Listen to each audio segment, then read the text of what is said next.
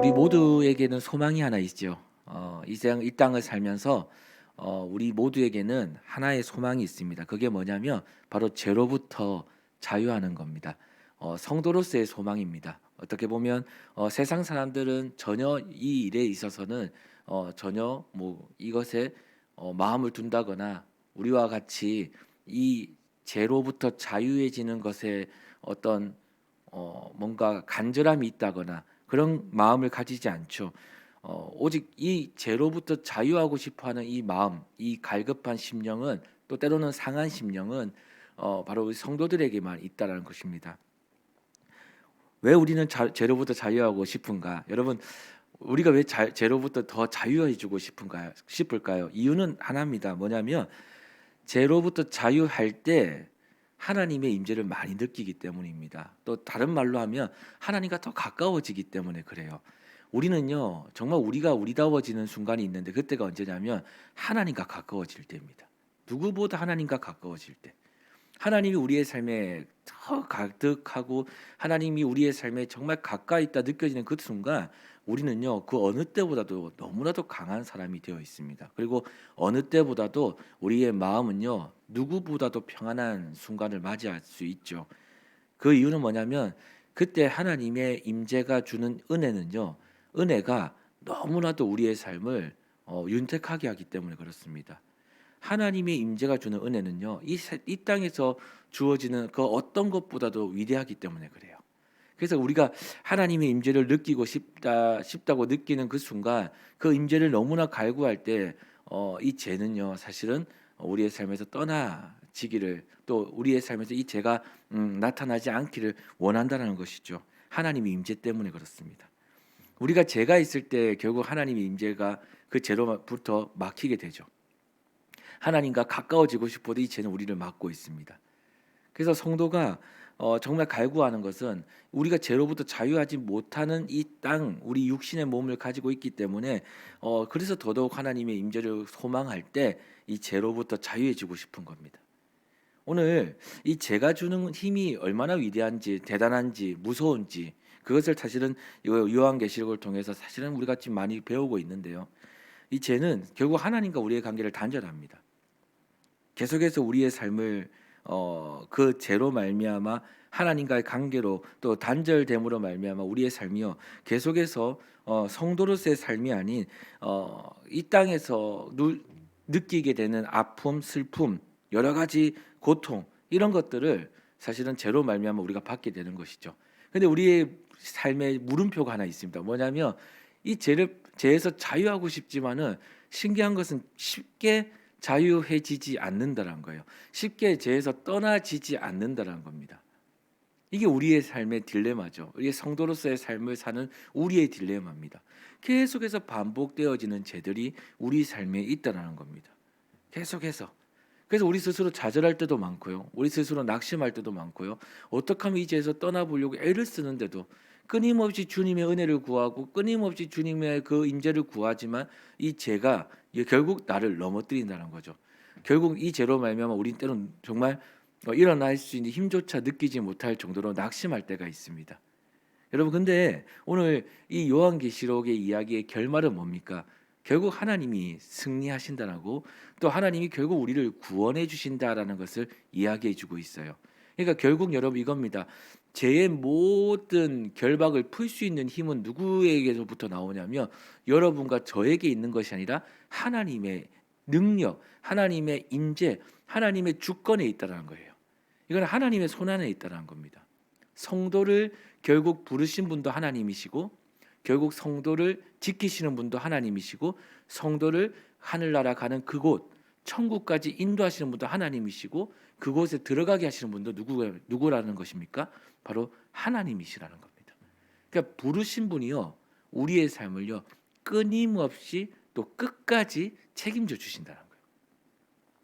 이것을 믿는 믿음이 우리 안에 있을 때 어떻게 되냐면 여러분 그때 하나님의 은혜가 더 크게 느껴지는 겁니다. 그때 하나님의 은혜가 얼마나 위대한지를 그때 깨닫게 되는 것이죠. 여러분 성도는 하나님으로부터 무엇으로 부름을 받았냐 아주 중요한 것이 있습니다. 뭐냐면 우리는요 하나님의 자녀로 부르심을 받았어요. 두 번째가 또 있다면 우리는 예배를 드림으로 하나님 앞에 예배를 드리기 위해서 부르심을 받았다는 겁니다. 오늘 이 본문의 이야기를 한번 전체적으로 보면 이런 이야기예요. 뭐냐면 계속해서 요한계시록은 이 바벨론의 멸망에 대해서 심판 또 그의 최후에 대해서 이야기하고 있죠. 이 16장, 17장, 18장을 넘어오면서 바벨론에 대한 이야기를 시작하면서 그의 멸망과 그의 심판에 대해서 이야기합니다. 오늘 18장 말씀도 여전히 이 바벨론의 멸망을 어떻게 표현하고 있냐면 애가로서 표현하고 있어요. 노래로서 표현합니다. 사랑의 노래죠. 이게 무슨 의미가 있을까? 왜 이렇게 또 표현하고 있을까? 이유는 뭐냐면 이게 이 노래를 지으신 분 바로 하나님의 입장에서 이 말씀이 쓰여졌다는 겁니다. 그렇게 노래로서 애가로서 표현하고 있는데 오늘 그 이야기를 또 이렇게 전체적으로 보면요. 하늘에서 내려온 천사가 이 바벨론의 멸망을 선포했다라고 얘기해요. 그리고 그의 심판의 이유를 적어주고 있죠. 뭐라고 하냐면 이 바벨론이 멸망을 당한 이유 바로 음행과 교만. 교만은 뭐냐면 바로 자기 영광입니다. 자기 영광. 하나님께 영광을 올려드려야 될 것들이 우리에게로 돌이켜지는 거죠. 또 이 사단이 그 영광을 가로채는 겁니다. 오늘 그 교만, 또 사치, 우상 숭배 이런 제목들을 나열하면서 그들의 멸망을 이야기하고 예고합니다. 그리고 나중에 이들의 멸망 속에 어떤 일이 일어나는가 바로 2절의 말씀을 보니까 이런 이야기가 있습니다. 힘찬 음성으로 외쳐 이르되 무너졌도다 무너졌도다 큰 성 바벨론이여 귀신의 처소와 각종 더러운 영이 모이는 곳과 각종 더럽고 가증한 새들이 모이는 곳이 되었도다라고 이야기해요. 바로 2절과 같이 이 바벨론은 결국 어떻게 되냐 바로 귀신의 처소가 되었다. 그리고 더러운 영들의 소굴이 되었다라고 이야기합니다. 여러분 제가 있는 곳에는 이런 일들이 일어납니다. 제가 가득하고 제가 난무하고 있는 곳 귀신의 처소 때로는 더러운 영들의 소굴이 되었다라고 이야기해요. 오늘 그곳이요 어떻게 되었다고 합니까? 멸망할 거라고 얘기해요.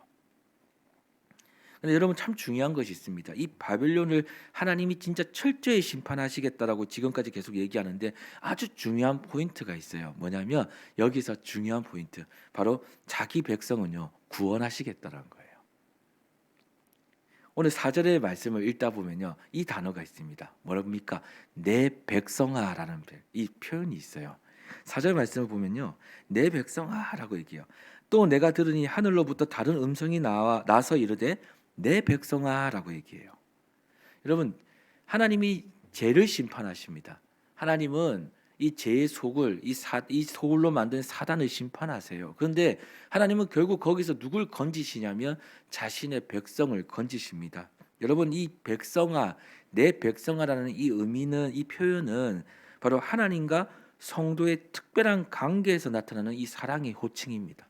그러니까 왜 오늘 이 18장이 애가로서 쓰여졌냐면 누구를 위해서 하나님의 입장에서 바로 누구를 위하여서 쓰여진 말씀이냐 바로 그냥 심판에 대한 이야기뿐만 아니라 자신의 백성을 향해서 내가 꼭 구원해 주겠다. 너희들이 그 소망하고 있는 것들이 풀리지 않는 그 소망 죄로부터 자유하지 못해서 늘 슬퍼하고 낙심하고 있는 그 자리 내가 결국 구원해 주겠다라는 겁니다. 사단의 공격으로부터 사단의 핍박과 때로는 유혹 앞에서 늘 넘어지는 그 삶, 늘 괴로워하고 있는 그 삶에서 구원해 주겠다라는 것을 그런 하나님의 약속을 사랑의 호칭으로서 내 백성아, 내 백성아 그 말로 그들을 구원해 주겠다라고 오늘 이야기하고 있는 것이죠. 그래서 이렇게 얘기합니다. 거기서 나와 그 죄에 참여하지 말고 그가 받을 재앙들을 받지 말라. 방법을 알려주는 거죠. 거기서 나와라. 거기서 나와라. 그리고 그들이 받는 재앙, 그 죄로부터 죄의 주범들 그리고 그 죄로 인해서 나타난 이 더러운 소굴 안에서 그들이 받을 재앙에서 그들의 받을 재앙을 받지 말고 거기서 빨리 나오라고 얘기하는 겁니다. 여러분 죄는요 참 무서운 힘이 있다고 서두에 말씀드렸죠. 이 죄는 참 무섭습니다. 한 번 죄를 짓게 되면요 우리가 왜 쉽게 죄에서 빠져나올 수 없냐면 이 죄는 그런 게 있어요. 뭔가 합법적인 그런 결과를 나타내는 그런 힘이 있습니다. 우리가 죄를 짓게 되면 사단은요 그냥 우리를 그냥 두지 않습니다. 죄를 짓게끔 유혹의 지뢰들을 많이 놔둬놓습니다.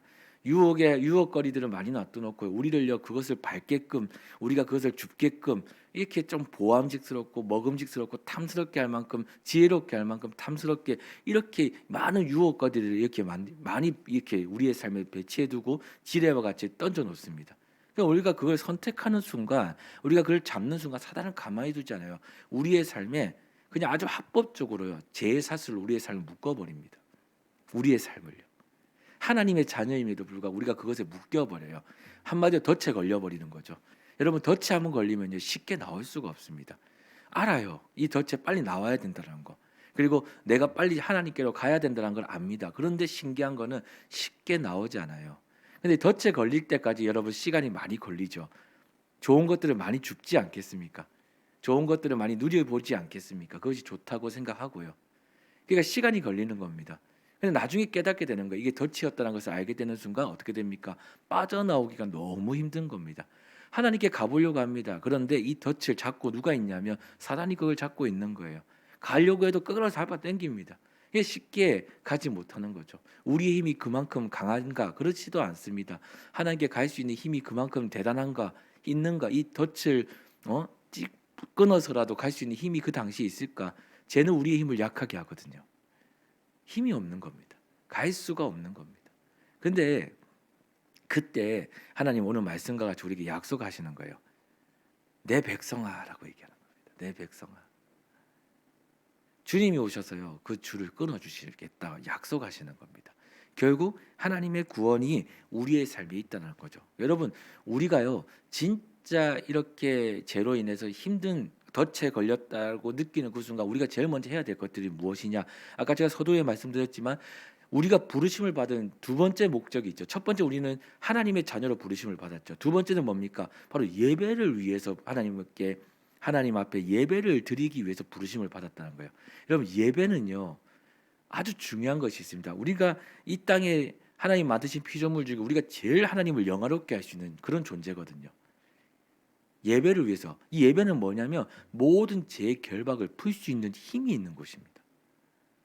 하나님의 임재가 있는 곳이 예배거든요. 예배를 드릴 때 하나님의 능력과 하나님의 주권이 나타나거든요. 그래서 여러분 우리가 넘어지는 그 순간에 우리가 포기하지 말아야 될 자리가 있다면 그것은 바로 예배의 자리입니다. 예배의 자리. 주님께 나아가는 거예요. 주님의 임재가 있는 곳에 나아가는 겁니다. 주님이 내 백성아라고 지칭하시는 그 합당한 자리에 나아가는 거죠. 아무리 우리가 넘어지더라도요. 아무리 우리가 세상으로부터 주 터지더라도요. 결국 우리가 다시 일어설 수 있는 힘이 있는 자리는 어디냐면 꼭 그곳에 가야 될 자리는 어디냐면 바로 하나님 앞에 예배 드리는 자리입니다. 예배를 통해서 하나님이 어떤 은혜를 주시는지 아십니까? 우리와 가까워지는 은혜를 주십니다. 우리는 하나님과 가까워질 때 힘이 있어요. 근데 그 자리가 어디냐? 예배의 자리란 거죠. 그게 예배라는 겁니다. 그래서 하나님께서 우리에게 은혜를 베푸실 때 이 당부를 하시는 겁니다. 이 로마서 12장 1절 말씀인데요. 이런 말씀이 있습니다. 그러므로 형제들아 내가 하나님의 모든 자비하심으로 너희를 권하노니 너희 몸을 하나님이 기뻐하시는 거룩한 산 제물로 드리라. 이는 너희가 드릴 영적 예배니라. 여러분 우리는요 예배를 위해서 하나님의 성전으로 부르심을 받았어요. 그러니까 결국에는 우리는 어떨 때 힘이 생기냐면 예배를 회복할 때 힘이 생깁니다. 그럼 예배를 회복하기 위해서 무엇을 해야 되는가? 하나님께 나아가야 되는 것이죠. 주님께 나아가야 되는 것입니다. 여러분 주님 앞에 나아갈 때 우리의 삶의 모든 바벨론들이 멸망하게 되어 있습니다. 우리의 삶의 모든 바벨론들이 다 그 안에서 심판받게 될 것이며 주님의 임재로 말미암아 멸망당하게 될 것이라는 거죠. 여러분 우리는 세상과 벗대고자 할 때 굉장히 약해집니다. 그런데 하나님과 가까워지고자 하면요, 우리는 굉장히 강해집니다. 그게 성도로 부름받았다는 증거입니다. 오늘 그 은혜를 기억하셨으면 좋겠습니다. 우리는요 예배를 위해서 하나님의 자녀로 부르심을 받았다는 사실 기억하시며 오늘 결국 하나님의 구원을 입는 자임을 믿으시며 우리의 삶이 어떻든지 간에 제가 우리의 삶을 공격하고 우리의 삶을 흔들지언정 우리가 기억해야 될 것은 우리는 결국 하나님께 갈 때 모든 것이 회복한다. 우리의 모든 삶은 회복되어질 것임을 그렇게 믿으며 살아가는 저와 여러분 되기를 소망합니다. 오늘 주님과 가까워지는 하루가 되기를 다시 한번 소망합니다. 그래서 다시 힘을 회복하고 주님께 다시 영광 돌리며 또 우리의 삶을 통해 하나님을 영화롭게 하는 그런 복된 은혜가 있기를 다시 한번 소망합니다. 기도하겠습니다.